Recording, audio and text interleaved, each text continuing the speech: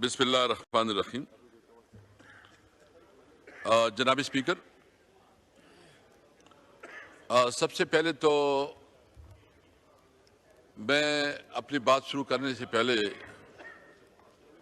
एक गिला कह दे, एक कंप्लेंट कह दे कि कल हमारे अपोजिशन लीडर ने और दीगर जो हमारे लीडर हजरात ने तकरीर की थी, अभी तक जो है ना वो मीडिया पे चले हैं। और दूसरा ये है कि मुझे शिकायत आई है कि उसमें बहुत ज़्यादा अली मोहम्मद साहब ने जो कहा है कि उसमें बहुत कट फेस किया गया है।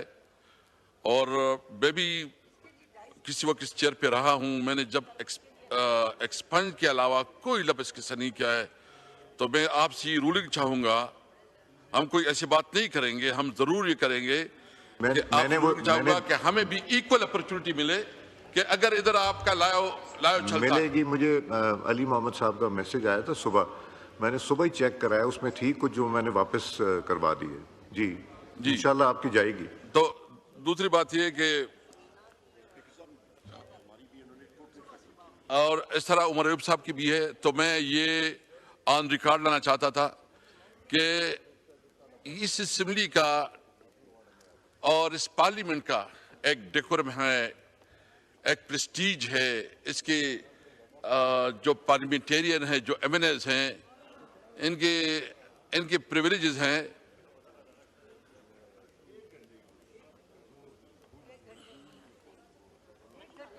तो मैं ये उम्मीद रखता हूं, मैं डिप्टी स्पीकर साहब आपसे तो ये उम्मीद रखता हूं, पीपल पार्टी से आपका ताल्लुक है और आप लोग हमेशा जमहूरियत की चैंपियन रहे हैं। लेकिन इस वक्त जो कुछ हो रहा है अपोजिशन के साथ, कि अपोजिशन की जो रूटीन स्पीचेस हैं, जो उसका हक है कि वो अपनी बात कौम तक पहुंचा सके और अपना नुक्ता नज़र दे सके, इस पार्लियामेंट में इस वक्त हमें अपना हक नहीं मिल रहा है और हमारा प्रिविलेज मुसलसल जो है ना वो ब्रेक हो रहा है। तो मैं रिकॉर्ड पे लाना चाहता था। जनाब स्पीकर,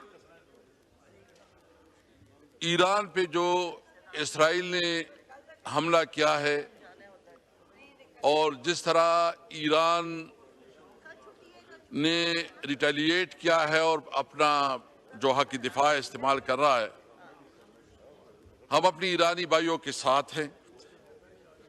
हम भरपूर तरीके से जो है ना अपनी जो हमारी इसराइल मुसलसल, आप थोड़ा मेरा बारी करें, सॉरी जी। देखिए, इसराइल ने मुस्लिम ममालिक का ऑर्डर इन द हाउस, तशरीफ रखें प्लीज, इधर अंदर चले जाएं, लॉबी में अगर बात करनी है। जितना इस वक्त ईरान के ऊपर इसराइल ने एक हमला किया है और जो कुछ ईरान अपनी सेल्फ डिफेंस में कर रहा है, हम उसकी भरपूर हिमायत करते हैं और ये समझते हैं कि इस मौके पे ईरान को अकेला छोड़ना, ईरान के साथ जो है ना उसका मुकम्मल साथ देना, यह हमारा अखलाकी फर्ज है।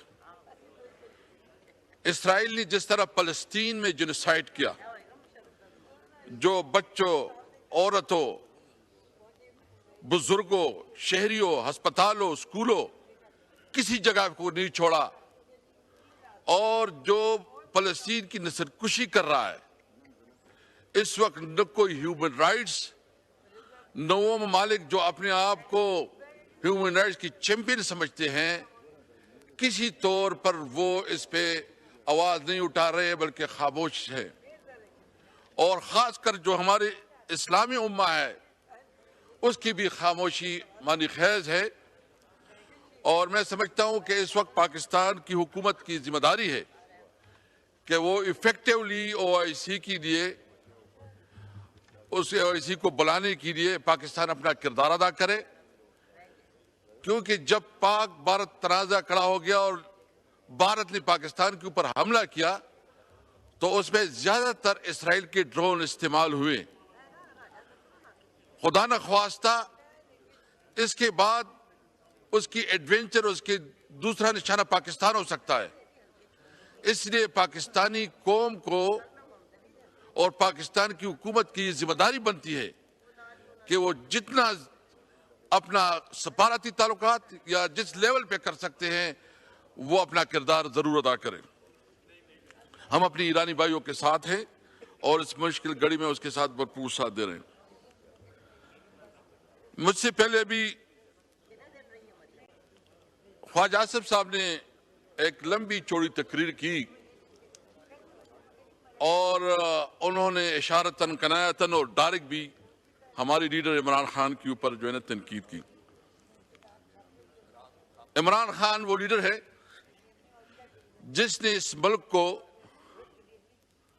बहुत बड़ी इज्जत वर्ल्ड कप दिया, शौकत खानम अस्पताल दिया, यूनिवर्सिटियां दी और सबसे पहले इमरान खान वो वाहिद लीडर है जो हर लिहाज से पाकिस्तान की सिक्योरिटी और सॉवरेनिटी के ऊपर कोई कंप्रोमाइज नहीं किया।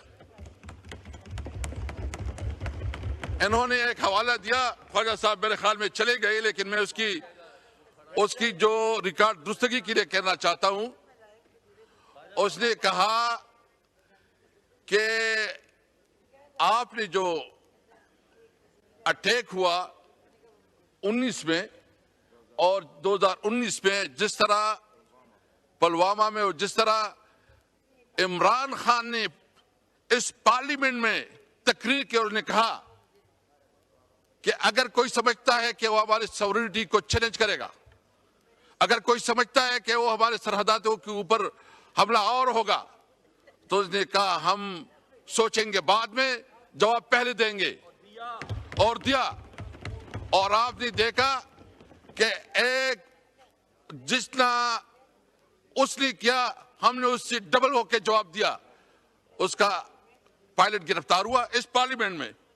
इस पार्लियामेंट में आप सारे मौजूद थे। हमने जॉइंट सिटिंग बुलाया, जॉइंट सिटिंग में इस पार्लियामेंट में डिस्कशन डिबेट हुई और उसमें मुश्तरका फैसला हुआ कि अभिनंदन को की वापसी इस पार्लियामेंट ने फैसला किया था।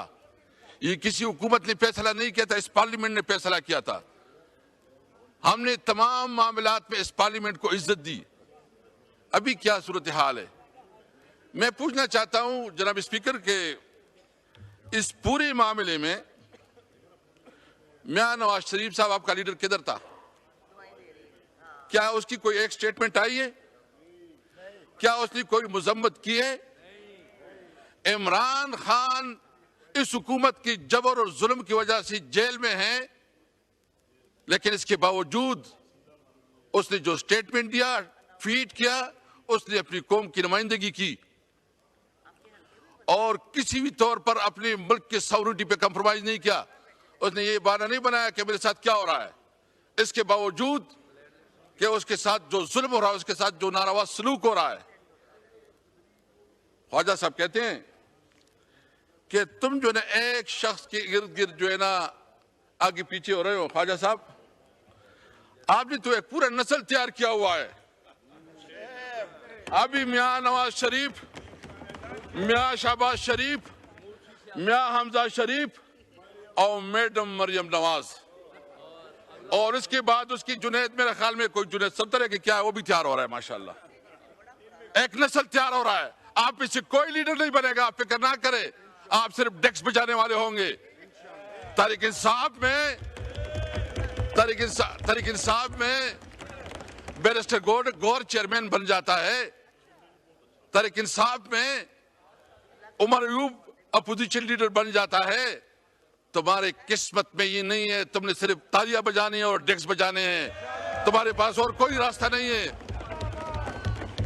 मैं ख्वाजा साहब, आपने माशाल्लाह बहुत जानदार तकरीर की, लेकिन आपकी एक तकरीर पुरानी भी है। अब मुझे दे दे थोड़ा, वो एक पुरानी तकरीर में उसकी सुनाना चाहता। बजट में इस वक्त इनकी एलोकेशन हुई है, उनके ऊपर इनका हक नहीं बनता, लेकिन आज भी ये पूरी इम्प्यूनिटी के साथ अपना सीना चौड़ा करके डिफेंस। ये अच्छा साहब, ये चलाना मुनासिब नहीं है। मैं सिर्फ आप तकरीर में बात कर लें। ये आपका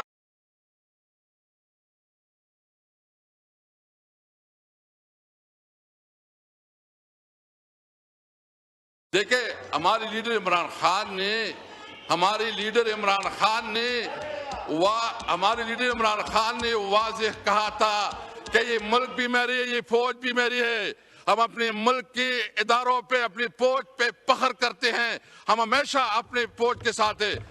लेकिन इसका मतलब नहीं है कि आपके पास कोई शर्म और हया है, कोई शर्म और हया है। आप इस वक्त जिस इस सीट पे बैठे हैं, क्या आप इस सीट को आवाम ने आपको दिया है? पारम 47 के पैदावार इधर आपको ज़मीर बरामद नहीं करता, आपके अंदर कोई शर्म और हया नहीं आती। और आप पूरी लाहौर में सिर्फ 2 सीटें मुस्लिम लीग जीती है, टोटल 17 सीटों के मालिक है। और चोरी और किसको कहती है? तुमने तो मैंडेट चोरी किया है। और तू जो तनख्वाह ले रहा है, हराम तनख्वाह ले रहा है। और तू जो प्रिविलेज ले रहा है, हराम प्रिविलेज ले रहा है। तुम जो कानून सारे, ये फिर कहते हैं कि तुम सब कुछ एक लीडर के इर्द गिर्द कर रहे हो।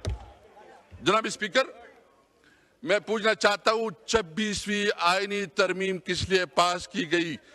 26वीं आईनी तरमीम इसलिए पास की गई कि इमरान खान को कैसे फंसाया जाए। मुझे बताएं, कभी ऐसा हुआ है कि अदालत बात जाती है, अदालत को ताले लग जाते हैं इमरान खान की जमानत के लिए? कभी ऐसा हुआ है कि अदालत से उसके ऊपर जो है ना, हुकूमत अदालतों को मैनेज करती है? यानी इस पार्लियामेंट में जो कुछ हुआ, शायद इस पार्लियामेंट की हैसियत को मजलिस शूरा से भी कमजोर कर दिया गया। पार्लियामेंट पे कभी इस तरह हुआ है कि तकरीर होती है, वहां से कोई एक अनपढ़ जो शायद आप उसको कह के दरखास्त लिख के, वो दरखास्त नहीं लिखेगा, लेकिन वो यहां बैठ के अपोजिशन लीडर और एमएनएस की प्रिविलेज को तोड़ा ब्रेक कर रहा है और उसकी तकरीरों को काट रहा है। इस पार्लियामेंट की हैसियत क्या रही? किधर ये पार्लियामेंट रही है? और मुझे पता है कि हमारी कोई बात जो है ना, न मीडिया में आएगा, कोई आएगा, लेकिन इस तरह ये हुकूमत है, ये पार्लियामेंट नहीं चला करती जनाब स्पीकर। और एक बात हम वाज़ेह करना चाहते हैं, हम किसी सूरत में, ये तो लाइव जा रही है। शुक्र है कि बिलाखिर ये चली गई लाइव।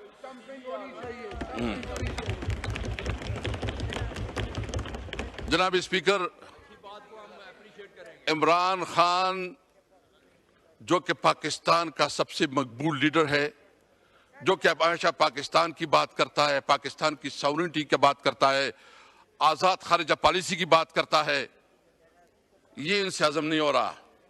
आप जितना करे जुल्म करे, जितना तुम्हारा बस चले चलाओ, गोली चलाते हो, जेल भेजते हो, जो कुछ करना चाहते हो करो, हम डट के खड़े रहे इंशाअल्लाह इमरान खान के साथ।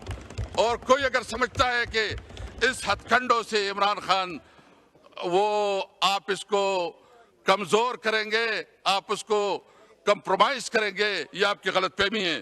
पूरी पाकिस्तानी कौम जो है ना इमरान खान के साथ खड़ी है।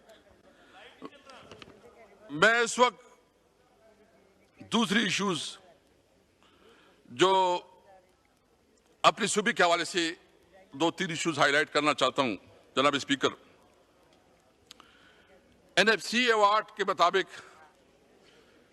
हर सूबे का एक शेयर मुकर्रर है। हमारे सूबे का इस वक्त जो शेयर है वो 14% है।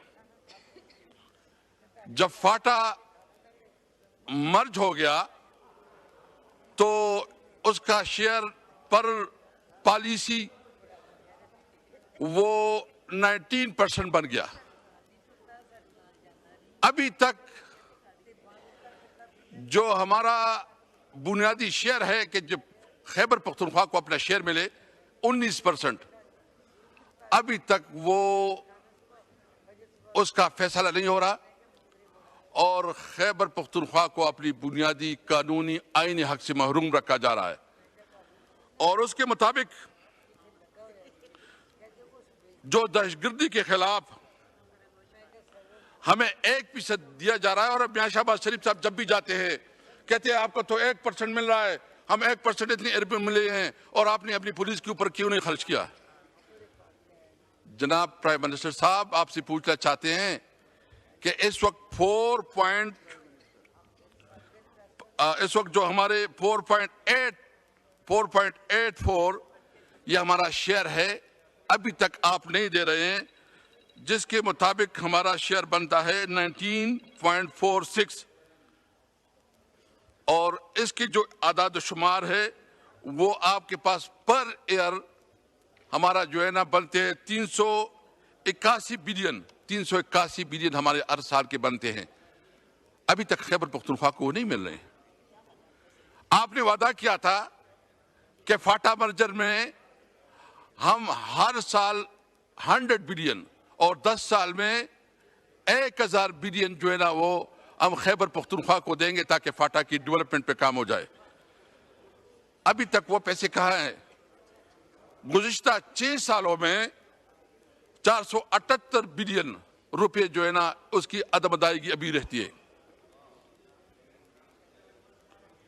इसके अलावा पीएचडीपी में जो इन्होंने शेयर रखा है, पीएचडीपी में जो इन्होंने शेयर रखा है, कल वरूब साहब बता रहे थे 55 करोड़ रुपए टोटल पीएचडीपी में इन्होंने शेयर रखा है। यानी एक सूबे को आप अपने एनएफसी का जो शेयर है उससे भी महरूम रख रहे हो। जो 3% कमिटमेंट की गई थी कि तमाम सूबे 3% शेयर देंगे और वफाक देगा 3%, अभी तक सिर्फ खैबर पख्तूनख्वा अपना 3% दे रहे हैं, बाकी कोई सूबा और वफाक अपना शेयर नहीं दे रहा। आप एनएफसी में हमारा ड्यू शेयर नहीं दे रहे, आप जो कमिटमेंट है 3% वो पूरा नहीं कर रहे हैं। आप हमारा जो इस वक्त सिर्फ नेट हाइडल प्रॉफिट पे जो हमारा बनता है 123 बिलियन 123 बिलियन रुपीस हमारा नेट हाइडल प्रॉफिट में बनता है, वो नहीं दिया जा रहा है। जो टोबैको में हमारा बनता है वो नहीं दिया जा रहा, टोबैको सेस में। तो ये तो इस किस्म की है कि पहले जब अंग्रेज के दौर में जब किसी गांव में एक शख्स कोई कार्रवाई होती थी तो पूरी गांव को सजा दी जाती थी। तो खैबर पख्तूनख्वा के अवाम ने पीटीआई को वोट दिया और इसकी वजह से पूरी खैबर पख्तूनख्वा को कलेक्टिव पनिशमेंट दी जा रही है। उनकी बुनियादी हुकूक और उनकी बुनियादी फंड नहीं दी जा रहे हैं। और ये अभी से नहीं है, जब से पीडीएम की हुकूमत बनी है। यानी क्या गुनाह किया? क्या वो इस मुल्क की इकाई नहीं है? क्या कानून और आइन के मुताबिक वो इस मुल्क का हिस्सा नहीं है? क्या जो हमारा हक बनता है, हमारा शेयर बनता है और आइन और कानून के मुताबिक हमारा शेयर बनता है, आप हमें नहीं दे रहे हैं? जनाब स्पीकर, मैं किसी को नहीं चाहता कि वो इस हालत तकलीफ से गुजरे जो कि हमारे फाटा के लोग गुजरे हैं। आप सोच सकते हैं, आप इमेजिन कर सकते हैं कि पूरी की पूरी गांव वो उजाड़ दी जाए, वो माइग्रेट की जाए, उनकी ख़वातीन, उनके बच्चे, उनके बुजुर्ग दूसरों के डेरों में, मस्जिदों में, घरों में रुल रहे हों और फिर आप उसको कहें कि नहीं, यहां तो आप जो है ना स्मगलिंग कर रहे हैं। यानी इस वक्त फाटा के साथ स्टेट ने क्या क्या है? क्या वहां इंफ्रास्ट्रक्चर दिया है? क्या डेवलपमेंट दिया है? क्या कॉलेजेस बनाए हैं? क्या रोड्स बनाए हैं? क्या क्या है? और जो इस वक्त फाटा को मर्ज करके उसका सारा बोझ सूबे पे डाला गया है। सूबे की अपनी फाइनेंशियल पोजीशन इतनी नहीं हो सकती कि वो पूरा बोझ को उठा सके और वफाक अपना शेयर नहीं कर रही है। तो ये बुनियादी तौर पर कलेक्टिव पनिशमेंट है जो कि खैबर पख्तूनख्वा के अवाम को दिया जा रहा है। हम इसकी भरपूर मजम्मत करते हैं। और अभी एक नया टैक्स जो है ना, जो फाटा और फाटा के ऊपर जो है ना 10% टैक्स, फाइनेंस मिनिस्टर साहब बैठे हैं जो इन्होंने फाटा और फाटा के ऊपर नया टैक्स लगाया है, सेल टैक्स लगाया है। मिनिस्टर साहब आपकी तवज्जो चाहिए जी, आपकी तवज्जो चाहिए। फाइनेंस मिनिस्टर साहब आपकी तवज्जो चाहिए। जो आपकी मैं वो आप मसरूफ, इसलिए मैंने आप कहा कि जो फाटा और फाटा के ऊपर जो टैक्स लगाया, सेल टैक्स लगाया है 10%, आपने गुज़िश्ता पहले साल जो है ना मेहरबानी की थी, इसको विड्रा किया था। तो मैं पूछना चाहता हूं कि क्या ऐसे किस्म के इकदाम हुए? देखिए, जो फाटा और फाटा पे जो टैक्स की छूट थी वो इस वजह से थी कि वो वार एंड टेरर की वजह से सबसे बुरी तरह मुतासर रहा। अभी तक वो इलाका उस सिचुएशन से नहीं निकला। ऑपरेशन पे ऑपरेशन हो रहे हैं, अफगानिस्तान के साथ ताल्लुकात जो वैसे हैं जो अफगानिस्तान के साथ आपका तजारत तकरीबन बंद है, आपको खूब इल्म है, आपकी नॉलेज में है सब कुछ। इसके बावजूद जब आप इसके ऊपर टैक्स लगाएंगे तो थोड़ा बहुत जो कारोबार जो रोजगार चल सकता है वो भी नहीं होगा। तो ये मेहरबानी करें, स्पेशली को रिव्यू कर ले। हम आपके साथ बैठ जाएंगे, अगर आप हमें टाइम दे दें, हम के साथ बैठ जाएंगे, डिस्कस कर लेंगे, क्योंकि ये जो सारा सिलसिला चल रहा है तो ये क्योंकि ये बिल्कुल किसी भी सूरत में जो है ना, ये कौन बात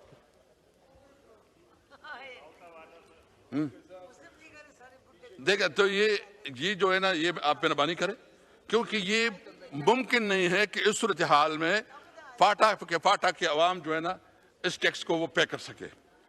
हम आपसे उम्मीद रखते हैं, आपने पहले भी क्योंकि हम आपको समझते हैं कि आप टेक्नोक्रेट है, आपकी पॉलिसी के साथ हमारा इख्तलाफ हो सकता है, आपकी शख्सियत के साथ नहीं हो सकता, और हम ये समझते हैं कि आप इस इशू पे बिल्कुल हम समझते हैं कि आप थोड़ा डिफरेंट वो है और आप एक पॉजिटिवली सोचते हैं। तो हम उम्मीद रखते हैं कि इस मामले में जो है ना अपना किरदार अदा करेंगे और इस टैक्स को विड्रा करेंगे। मैं इस वक्त लोड शेडिंग के हवाले से अपनी सूबे की जो लोड शेडिंग है, जनाब स्पीकर, इस ईद के दौरान हुकूमत ने फैसला किया, नहीं मैं चूंकि मुझे 4-5 मिनट और चाहिए होगा, मैं सिर्फ अपने इलाके के हवाले से अभी बात करना चाहता हूँ।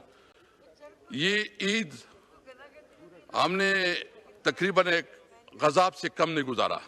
आपको पता है पूरा KPK में इस किस्म का कुर्बानी की जो है ना कुर्बानियां होती हैं गोश्त लोगों की, और फिर बहुत 24 घंटे में 2 घंटे बिजली अवेलेबल थी।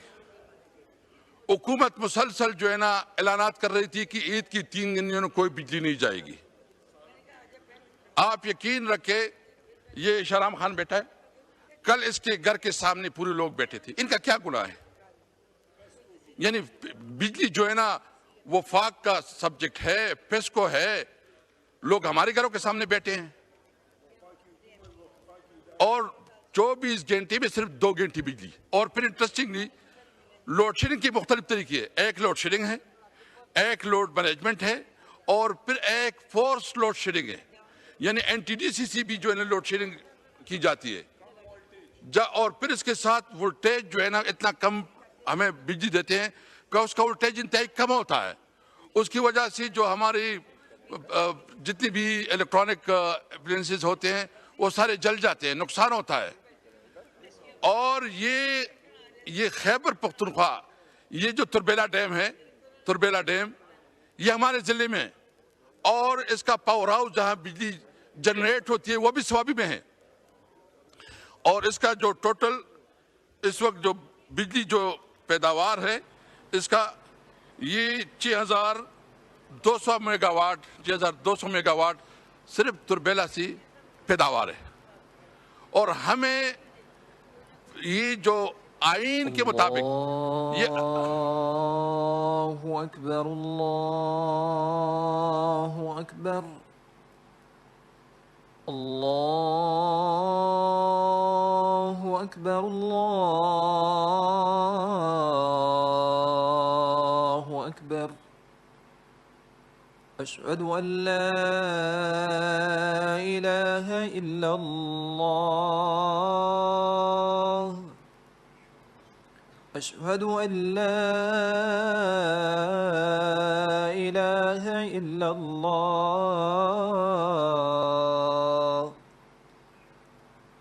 अशहदु अन्न मुहम्मदर रसूलुल्लाह,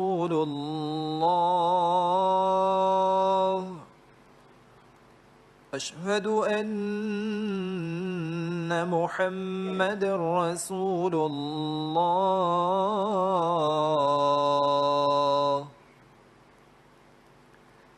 हय्य अलस सलाह,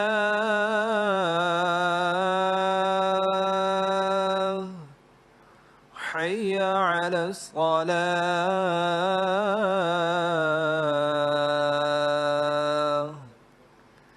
हय्य अलल फलाह,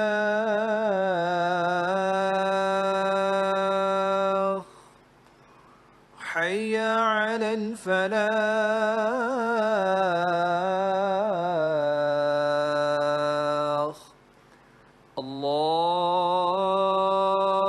أكبر الله أكبر لا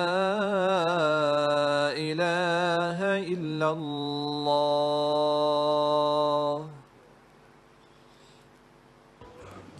जी असद कैसर साहब, आप कितना और टाइम लेंगे, इसलिए अभी बस प्लीज ब्रेक भी लेना है बाद में. जी जनाब स्पीकर, इस वक्त तुरबेला में टोटल जो सारी, मैं वो फिगर थोड़ा फिर से बताता हूँ, 6418 मेगावाट बिजली हम तुरबेला में जो है ना ये प्रोड्यूस होती है, जबकि इस वक्त जो खैबर पख्तूनख्वा की टोटल डिमांड है वो 3800 मेगावाट है, जबकि हमें इस वक्त 2400 मेगावाट दी जा रही है. तो आईन के मुताबिक तो ये सबसे पहले इस सूबे का हक है, इस इलाके का हक है, इस जिले का हक है कि सबसे पहले जो है ना उस इलाके को वो फैसिलिटी दी जाए.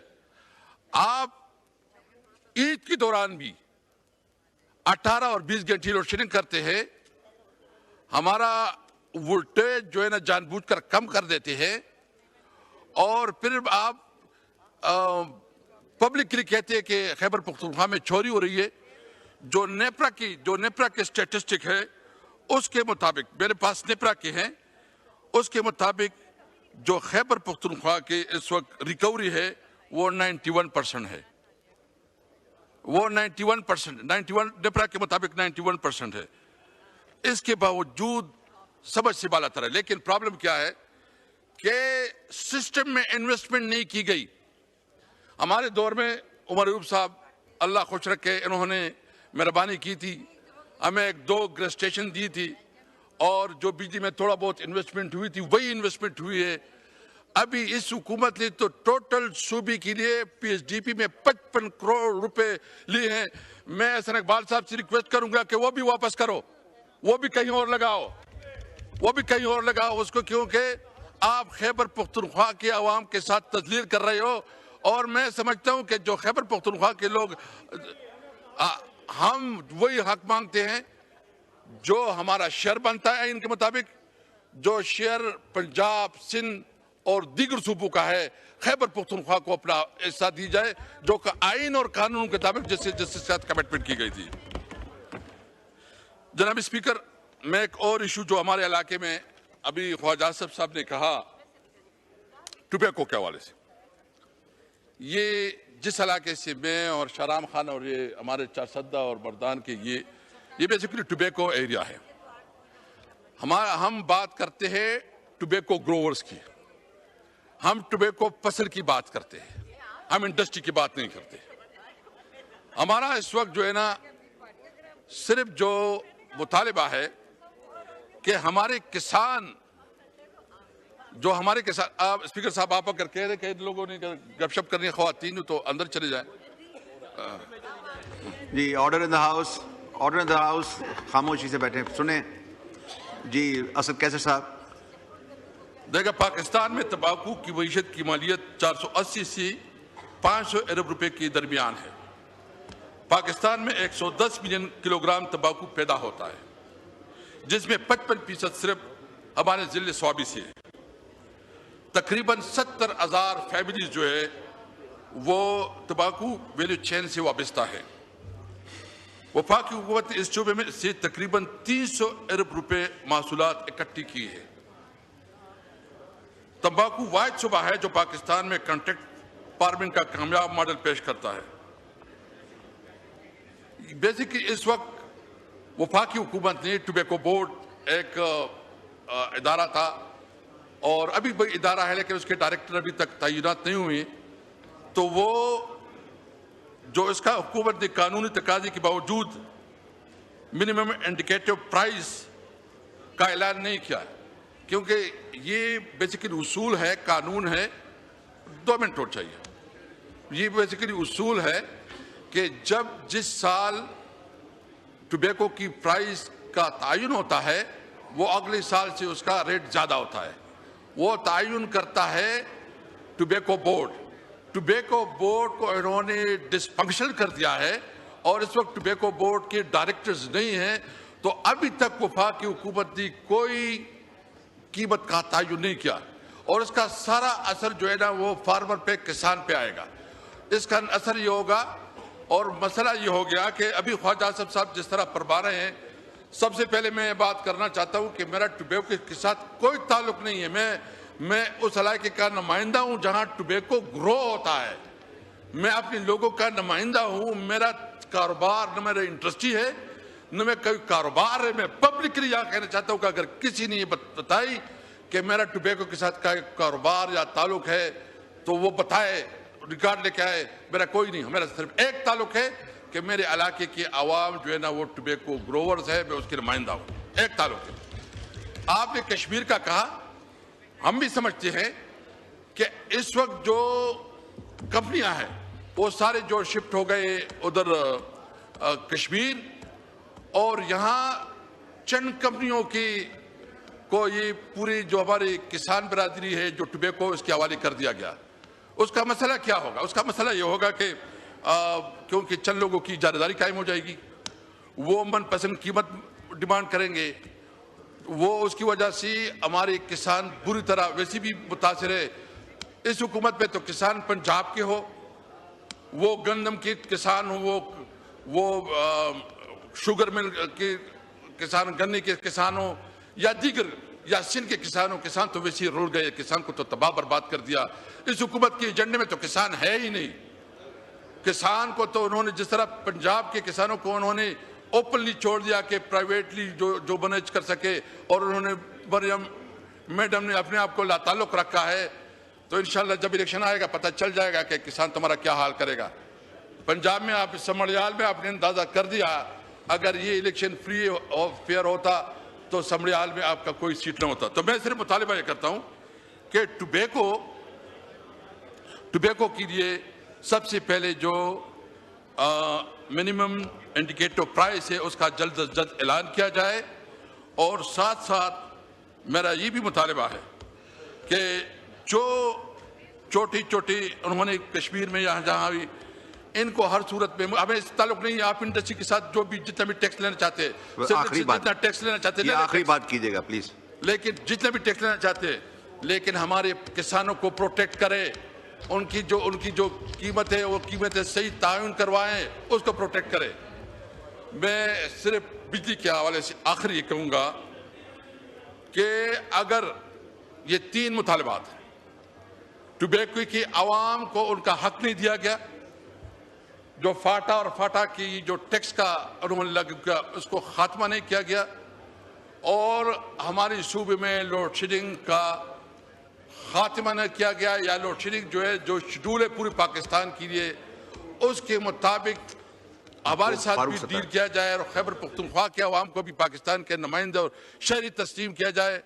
अगर ये जो लोड शेडिंग है इसका खात्मा नहीं किया गया तो हम ये सारे जहां बैठे हैं हमने फैसला किया है कि हम सब मोटरवे पे बैठेंगे और अपने हवास तक, अपने हक के लिए हर हद तक जाएंगे। ठीक है, इंशाअल्लाह ताला। मैं आखिर में शुक्रिया अदा करता हूं, और इमरान खान ज़मीर का कैदी है। इमरान खान इस मुल्क का एक बहुत बड़ा लीडर है। मैं मुतालिबा करता हूं कि इमरान खान खामोशी से सुने, अली मोहम्मद खान साहब खामोशी से सुने। इमरान खान असद कैसर साहब तकरीर कर रहे हैं। इमरान खान इस वक्त इसके खिलाफ जितनी केसेस है, हम रिहाई चाहते हैं, हम इंसाफ चाहते हैं इमरान खान के लिए, इमरान खान के लिए जस्टिस चाहते हैं, इंसाफ चाहते हैं। शुक्रिया, शुक्रिया।